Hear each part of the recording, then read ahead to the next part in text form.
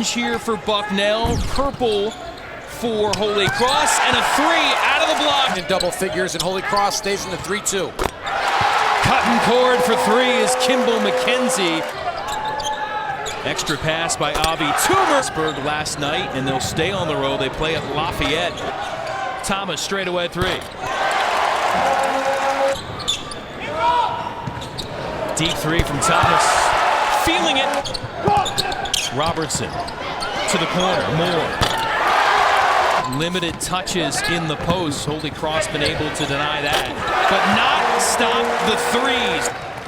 Mackenzie for three. Kick out from Brown. Mackenzie makes it 10-3 ball.